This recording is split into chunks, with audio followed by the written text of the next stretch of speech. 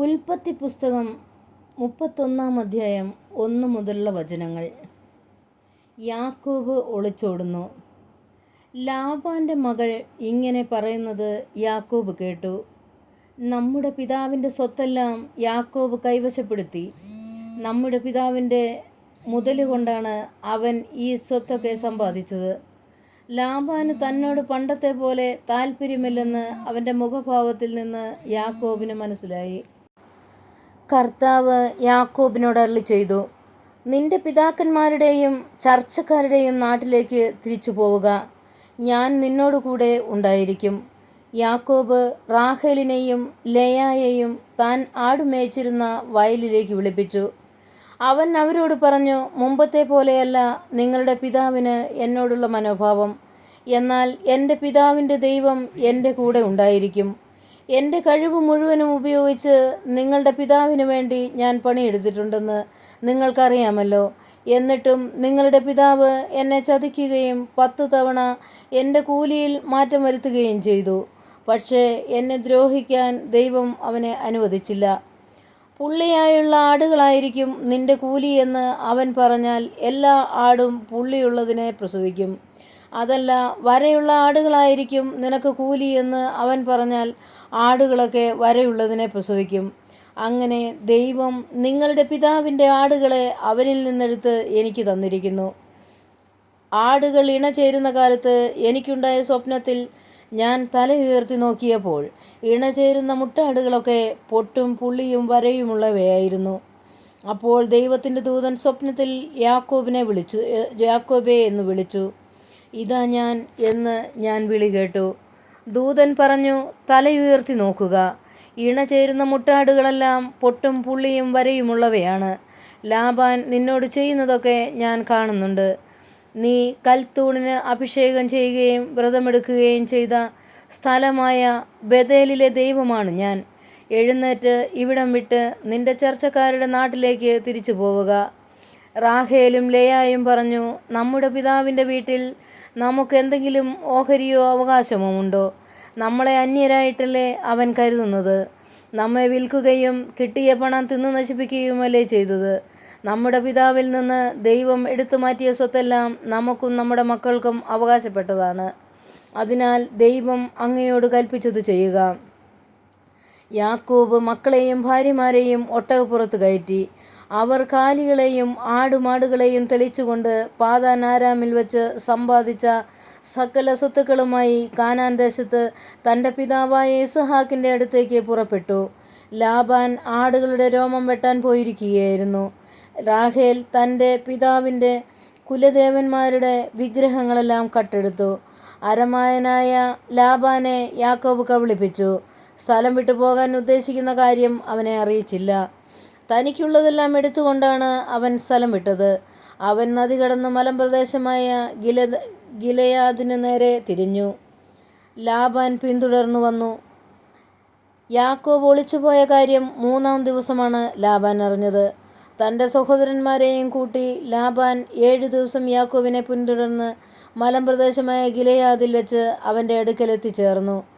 എന്നാൽ ദൈവം രാത്രി ഒരു സ്വപ്നത്തിൽ പ്രത്യക്ഷപ്പെട്ട് അരമായനായ ലാബാനോട് പറഞ്ഞു, നല്ലതോ ചീത്തയോ ആയ ഒരു വാക്കുപോലും യാക്കോബിനോട് പറയാതിരിക്കാൻ സൂക്ഷിച്ചു കൊള്ളുക. യാക്കോബ് മലമ്പ്രദേശത്ത് കൂടാരമടിച്ചിരിക്കെ ലാബാൻ തൻ്റെ മുൻപിൽ കടന്നു. തൻ്റെ ചർച്ചക്കാരുമൊത്ത് ലാബാനും ഗിലെയാദിലെ മലമ്പ്രദേശത്ത് കൂടാരമടിച്ചു. ലാബാൻ യാക്കോബിനോട് ചോദിച്ചു, നീ എന്താണ് ഈ ചെയ്തത്? എന്നെ കബളിപ്പിച്ച് വാളാൽ നേടിയ തടവുകാരെ പോലെ എൻ്റെ പെൺമക്കളെ കൊണ്ടുപോകുന്നത് എന്തുകൊണ്ട്?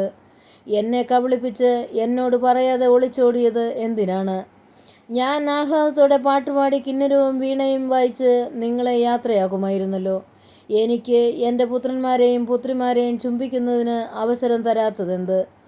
നീ ബുദ്ധിശൂന്യമായിട്ടാണ് പ്രവർത്തിച്ചത്. നിന്നെ ഉപദ്രവിക്കാൻ എനിക്ക് കഴിയും. എന്നാൽ നല്ലതോ ചീത്തയോ ആയി യാതൊന്നും യാക്കോബിനോട് പറയാതിരിക്കാൻ സൂക്ഷിക്കുക എന്ന് നിങ്ങളുടെ പിതാവിൻ്റെ ദൈവം കഴിഞ്ഞ രാത്രി എന്നോട് പറഞ്ഞു. പിതാവിൻ്റെ വീട്ടിലെത്താനുള്ള തീവ്രമായ ആഗ്രഹം കൊണ്ടാണ് നീ പോന്നതെങ്കിൽ എൻ്റെ കുലദേവന്മാരെ കട്ടെടുത്തത് എന്തിന്?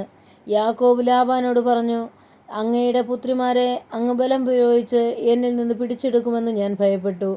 അങ്ങയുടെ ദേവന്മാർ ആരുടെ കയ്യിൽ കാണുന്നുവോ അയാൾ മരിക്കട്ടെ. അങ്ങയുടേത് എന്തെങ്കിലും എൻ്റെ കൈവശമുണ്ടെങ്കിൽ നമ്മുടെ സഹോദരങ്ങളെ സാക്ഷി നിർത്തി തിരിച്ചെടുത്തുകൊള്ളുക.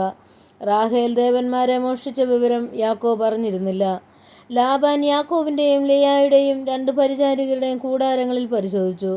അവ അവിടെയെങ്ങും കണ്ടില്ല.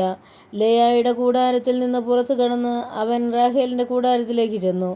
റാഹാൽ വിഗ്രഹങ്ങളെടുത്ത് ഒട്ടകപാണ്ഡങ്ങളിൽ ഒളിപ്പിച്ച് അതിൻ്റെ മേൽ കയറിയിരുന്നു. കൂടാരത്തിലെല്ലാം തിരഞ്ഞിട്ടും അവൻ ഒന്നും കണ്ടെത്തിയില്ല. റാഹാൽ പിതാവിനോട് പറഞ്ഞു, അങ്ങയുടെ മുൻപിൽ എനിക്ക് എഴുന്നേൽക്കാൻ കഴിയാത്തതിൽ അങ്ങ് കോപിക്കരുത്. എനിക്കിപ്പോൾ മാസമുറയാണ്. അവൻ തിരഞ്ഞെങ്കിലും വിഗ്രഹങ്ങൾ കണ്ടെത്തിയില്ല. അപ്പോൾ രോഷാകുലനായ യാക്കോബ് ലാബാനോട് കയർത്തു. അവൻ ചോദിച്ചു, എൻ്റെ പേരിലുള്ള കുറ്റം എന്താണ്? ഇത്ര ആവേശത്തോടെ എൻ്റെ പിന്നാലെ പാഞ്ഞു വരുവാൻ എന്ത് തെറ്റാണ് ഞാൻ ചെയ്തത്? എൻ്റെ സാധനങ്ങളൊക്കെ പരിശോധിച്ചില്ലേ? അങ്ങയുടെ വീട്ടുവകകളിൽ എന്താണ് അതിൽ കണ്ടെത്തിയത്? അങ്ങയുടെയും എൻ്റെയും സഹോദരങ്ങളുടെ മുൻപിൽ അവയൊക്കെ നിരത്തി വയ്ക്കുക. അവർ വിധി പറയട്ടെ. 20 കൊല്ലം ഞാൻ അങ്ങയുടെ കൂടെയായിരുന്നു. അങ്ങയുടെ ചെമ്മരിയാടുകൾക്കും കോലാടുകൾക്കും ഗർഭഛിദ്രം സംഭവിച്ചിട്ടില്ല. അങ്ങയുടെ മുട്ടാടുകളെ ഞാൻ കൊന്നു തിന്നിട്ടില്ല.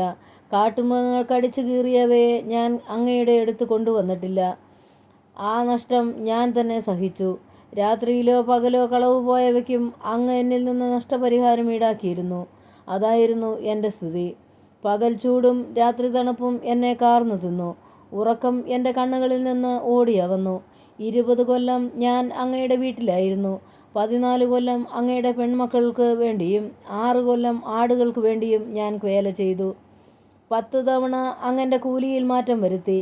എൻ്റെ പിതാവായ അബ്രാഹത്തിൻ്റെ ദൈവവും ഇസഹാക്കിൻ്റെ ദൈവവുമായവൻ എൻ്റെ ഭാഗത്തില്ലായിരുന്നുവെങ്കിൽ അങ്ങെന്നെ വെറും കൈയോടെ പറഞ്ഞു വിടുമായിരുന്നു. എൻ്റെ കഷ്ടപ്പാടും ദേഹാധ്വാനവും ദൈവം കണ്ടു. അതുകൊണ്ടാണ് കഴിഞ്ഞ രാത്രി അവിടുന്ന് അങ്ങയെ ശകാരിച്ചത്. ലാബാനുമായി ഉടമ്പടി. ലാബാൻ യാക്കോബിനോട് പറഞ്ഞു, ഈ പെൺമക്കൾ എൻ്റെ പുത്രിമാരാണ്. ഈ കുട്ടികൾ എൻ്റെ കുട്ടികളും ഈ ആട്ടിൻകൂട്ടവും എൻ്റേതു തന്നെ. ഈ കാണുന്നതൊക്കെ എൻ്റേതാണ്. എൻ്റെ ഈ പെൺമക്കൾക്കും അവർക്കുണ്ടായ കുട്ടികൾക്കും വേണ്ടി എന്താണ് എനിക്കിന്ന് ചെയ്യാൻ കഴിയുക? നമുക്കൊരു ഉടമ്പടി ഉണ്ടാക്കാം. എനിക്കും നിനക്കും മധ്യേ അതൊരു സാക്ഷ്യമായിരിക്കട്ടെ. അപ്പോൾ യാക്കോബ് ഒരു കല്ലെടുത്ത് തൂണായി കുത്തി നിർത്തി കല്ല് പെറുക്കി കൂട്ടുക. യാക്കോബ് തൻ്റെ ചർച്ചക്കാരോട് പറഞ്ഞു. അവർ കല്ലെടുത്ത് ഒരു കൂമ്പാരം കൂട്ടി. ആ കൂമ്പാരത്തിന്മേലിരുന്ന് അവർ ഭക്ഷണം കഴിച്ചു. ലാബാൻ അതിനെ ഏഗാർ സഹത്തുത്ത എന്ന് വിളിച്ചു. യാക്കോബ് അതിനെ ഗലേദെന്നും വിളിച്ചു. ഈ കൽക്കൂമ്പാരം എനിക്കും നിനക്കും മധ്യേ സാക്ഷികളായിരിക്കും എന്ന് ലാബാൻ പറഞ്ഞു. അതുകൊണ്ടാണ് ഗലേദ് എന്ന് അതിന് പേര് ലഭിച്ചത്. തൂണിനും മിസ്പ എന്ന് പേരിട്ടു. കാരണം ലാബാൻ പറഞ്ഞു, നാം പരസ്പരം പിരിഞ്ഞിരിക്കുമ്പോൾ കർത്താവ് എനിക്കും നിനക്കും മധ്യേ കാവലായിരിക്കട്ടെ. എൻ്റെ പുത്രിമാരോട് നീ അപമര്യാദയായി പെരുമാറുകയോ എൻ്റെ പുത്രിമാർക്ക് പുറമെ നീ ഭാര്യമാരെ സ്വീകരിക്കുകയോ ചെയ്താൽ ആദ്യം ആരും നമ്മുടെ കൂടെ ഇല്ലെങ്കിലും ദൈവം നമുക്ക് മധ്യേ സാക്ഷിയാണെന്ന് ഓർക്കുക. ലാബാൻ യാക്കോബിനോട് പറഞ്ഞു, എനിക്കും നിനക്കും മധ്യേ ഞാൻ ഉയർത്തിയിരിക്കുന്ന ഈ തൂണും കൽക്കൂമ്പാരവും കാണുക. നിന്നെ ഉപദ്രവിക്കാൻ ഈ കൂമ്പാരത്തിന് അപ്പുറത്തേക്ക് ഞാനും എന്നെ ഉപദ്രവിക്കാൻ ഈ കൂമ്പാരത്തിനും തൂണിനും ഇപ്പുറത്തേക്ക് നീയും കടക്കുകയില്ല എന്നതിന് ഈ കൂമ്പാരവും തൂണും സാക്ഷിയായിരിക്കട്ടെ.